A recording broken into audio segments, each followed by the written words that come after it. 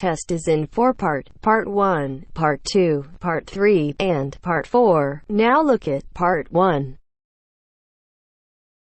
Part 1. You will hear a man, Martin Hill, phoning an estate agent in order to find some accommodation. First, you have some time to look at questions 1 to 3.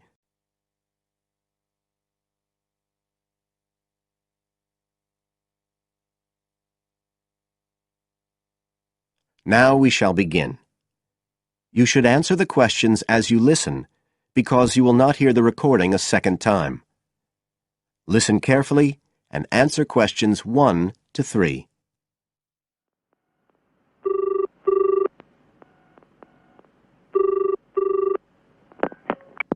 Hello, Brindle's estate agents here. How may I help you? Oh, good morning. I'm ringing to see what flats you have for rent at the moment. Right. Can I start by just taking your name, Mr. Hill. Martin Hill. Right. And are you looking for a flat for yourself or, a family, perhaps? Well, it's for 3 of us, myself and 2 friends. We're going to share together. I see. What about employment? Are you all students? Oh, no, we've all got full-time jobs. 2 of us work in the central bank, that's Chris and me, and Phil, that's the other one, is working for Hallam Cars, at the factory about 2 miles out of town. I'll put you down as young professionals then. And I suppose you'll be looking for somewhere with 3 bedrooms? Yeah, at least 3. But actually, we'd rather have a 4th room as well, if we can afford it, for friends staying over and stuff. Is that with a living room to share, plus kitchen and bathroom? Yeah, that sounds good. But we must have a bathroom with a shower. We don't mind about having a bath, but the shower's crucial. OK, I'll just key that in. And are you interested in any particular area? Well, the city centre would be good for me and Chris, so that's our first preference. But we'd consider anything in the west suburbs as well, really. Actually, for Phil, that'd be better, but he knows he's outnumbered. But we aren't interested in the north or the east of the city. OK, I'm just getting up all the flats on our books. Now you have some time to look at questions 4 to 10.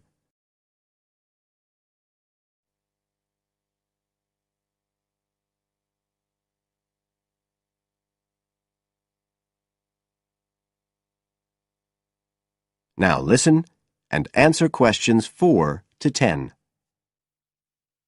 Just looking at this list here, I'm afraid there are only 2 that might interest you. Do you want the details? OK, let me just grab a pen and some paper. Fire away. This first one I'm looking at is in Bridge Street and very close to the bus station. It's not often that flats in that area come up for rent. This one's got 3 bedrooms, a bathroom and kitchen, of course, and a very big living room. That sounds a good size for you. So what about the rent? How much is it a month? The good news is that it's only £450 a month. Rents in that area usually reach up to $650 a month. But the landlord obviously wants to get a tenant quickly. Yeah, it sounds like a bit of a bargain. What about transport for Phil? Well, there'll be plenty of buses, so no problem for him to use public transport. But unfortunately there isn't a shower in the flat. And that location is likely to be noisy, of course. OK, what about the other place? Let's see. Oh, yes. Well, this one is in a really nice location, on Hills Avenue. I'm sure you know it. This looks like something a bit special. It's got 4 big bedrooms and, there's a big living room. And, oh, this will be good for you, a dining room. It sounds enormous, doesn't it? Yeah, it sounds great. That whole area is being developed, and the flat's very modern, which I'm sure you'll like. It's got good facilities, including your shower. And of course it's going to be quiet, especially compared with the other place. Better and better. But I'll bet it's expensive, especially if it's in that trendy area beside the park. I'm afraid so. They're asking £800 a month for it. Whoa, It sounds a lot more than we can afford. Well, maybe you could get somebody else to move in too. I'll tell you what. Give me your address and I can send you all the details and photos, and you can see whether these two are worth a visit. Thanks, that would be really helpful. My address is flat 5.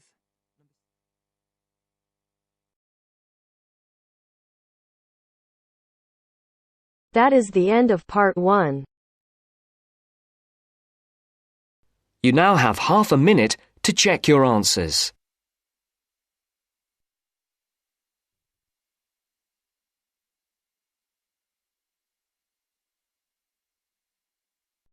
Now turns to part 2.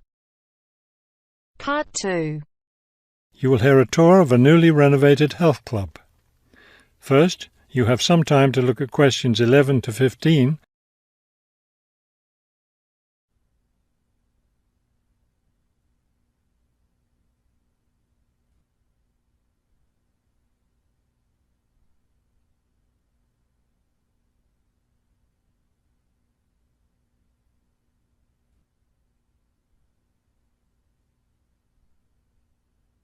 As you listen to the first part of the talk, answer questions 11 to 15.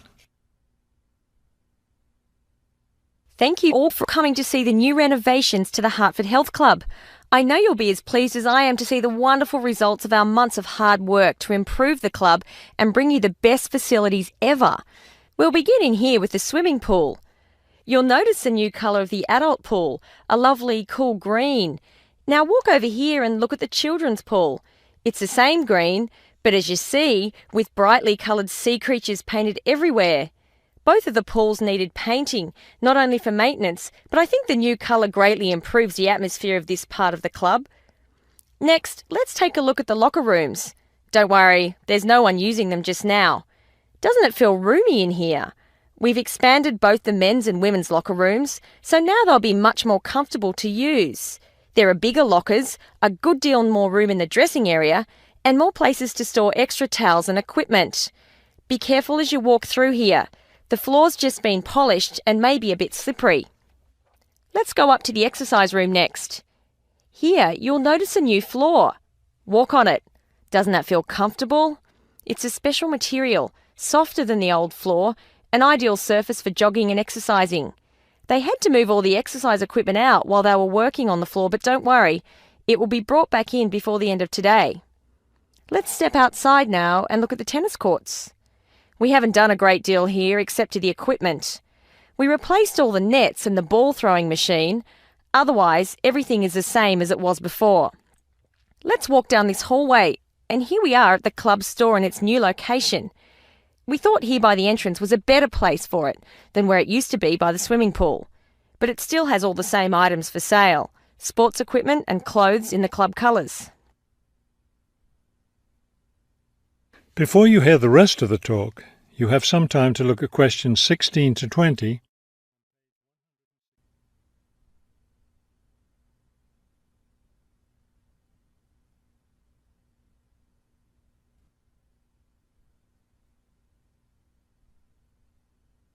Now listen and answer questions 16 to 20.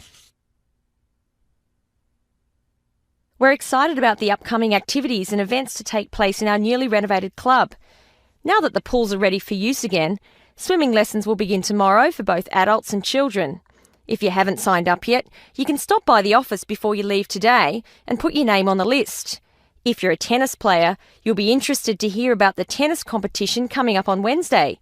Players from different clubs all over the region will be participating. If you'd like to watch the event, tickets are available in the office. Also, I want to be sure you all know you're invited to our club party coming up next weekend. We're celebrating the completion of the renovation work, and we have a lot to celebrate. The entire renovation project was finished in just 9 months. That's 3 months less than the 12 months we'd originally planned on. We're proud of that, and proud that we came in under budget too. Because we've had such good results with this project, we're already planning the next one. We already have 2 indoor pools, and next year we plan to install an outdoor pool right next to the tennis courts. Details of these plans will be made available to all club members soon. All right, I think we've covered just about everything. Are there any questions?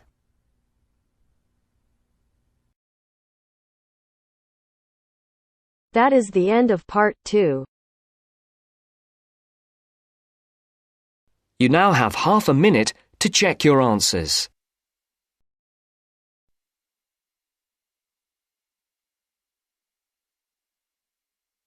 Now turns to part 3. Part 3. You will hear a lecture about the history of the tomato. First, you have some time to look at questions 21 to 25.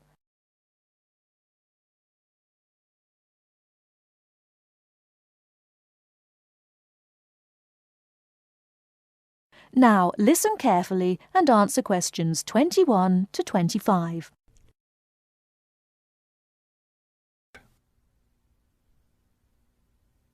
The tomato is a popular vegetable, which figures in the cuisine of many countries around the world. It is particularly prominent in Italian cooking, but it was unknown in Europe until Spanish explorers brought it back from the Americas. The tomato originated in the highlands of Peru. From there, it eventually found its way to Mexico, where it was cultivated by the Aztecs. The Aztec tomato wasn't the large red vegetable we know today. Rather, it was small and yellow. When this small round fruit arrived in Italy, it was named golden apple for its bright yellow color. You'll notice I just called it a fruit. That's because a tomato is botanically a fruit, even though most everyone calls it a vegetable. The actual word tomato comes from the Aztec name for the vegetable, meaning plump thing. The tomato arrived in Europe in the 1500s and quickly became a popular food in Spain and Italy. In the late 1600s, the Italians began publishing recipes that used tomatoes. The British, however, had a different attitude toward the vegetable.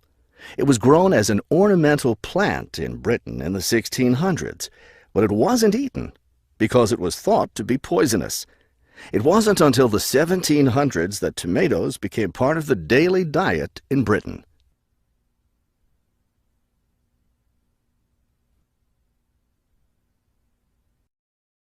Before you hear the rest of the talk, you have some time to look at questions 26 to 30.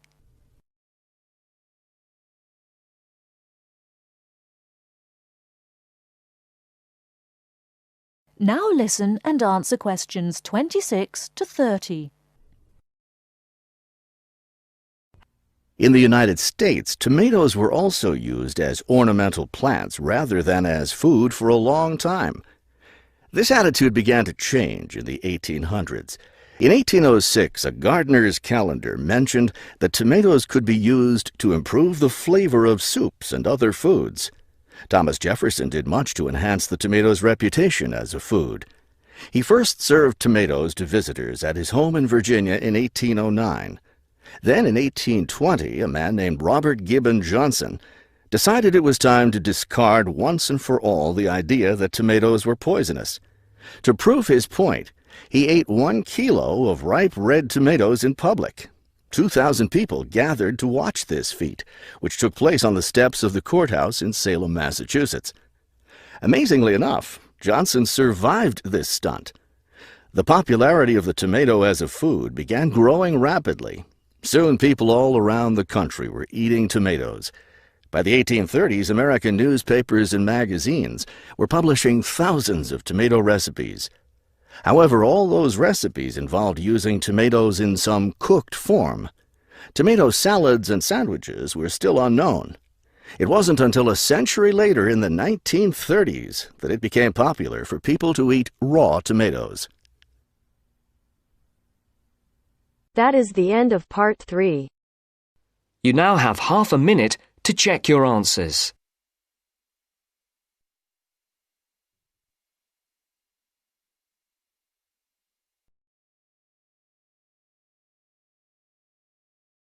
Now turns to part 4. Part 4. You will hear a media studies tutor giving a lecture about news sources. You now have 30 seconds to read questions 31 to 35.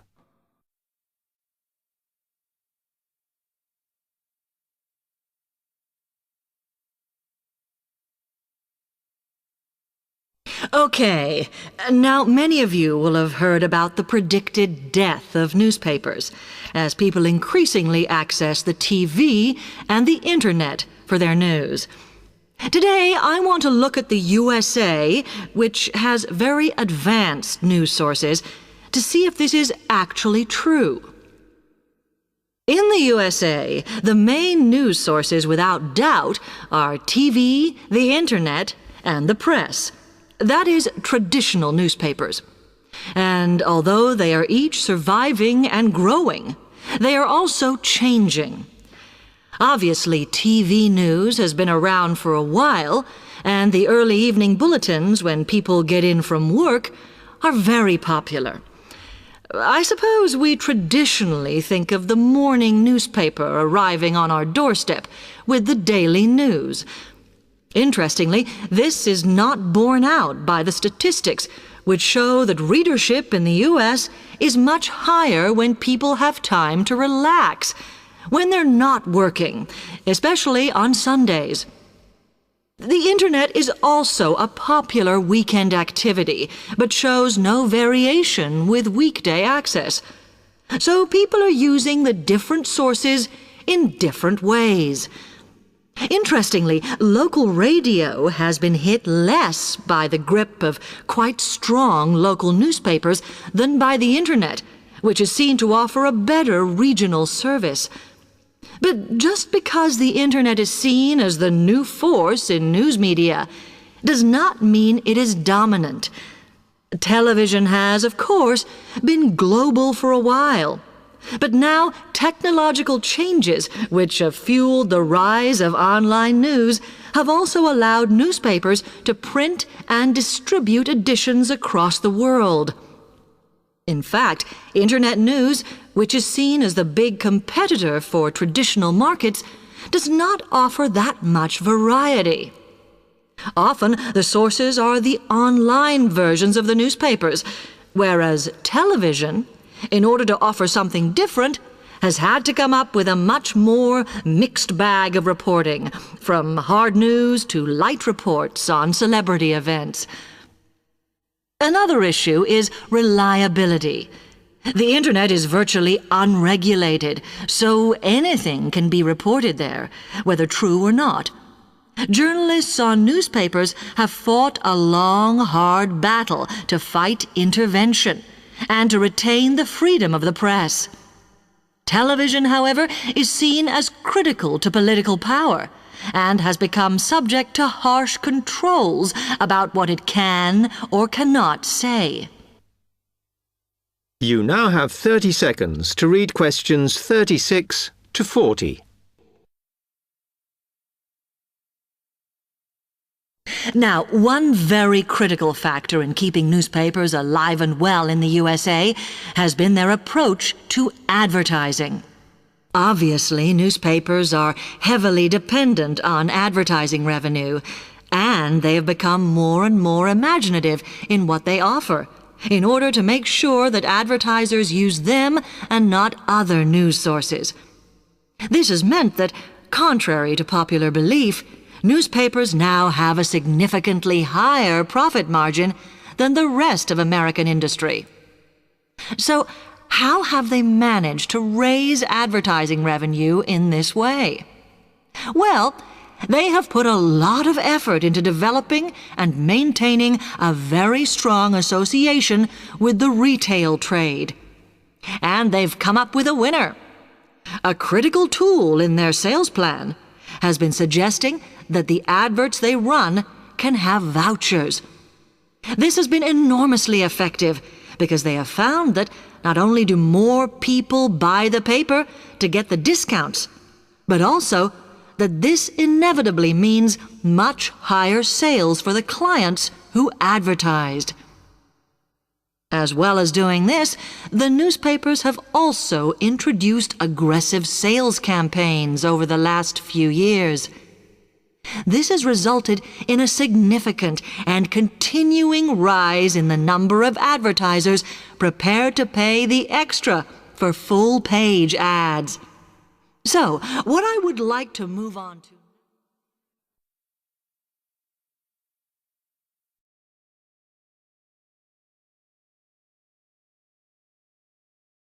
That is the end of part 4. You now have half a minute to check your answers.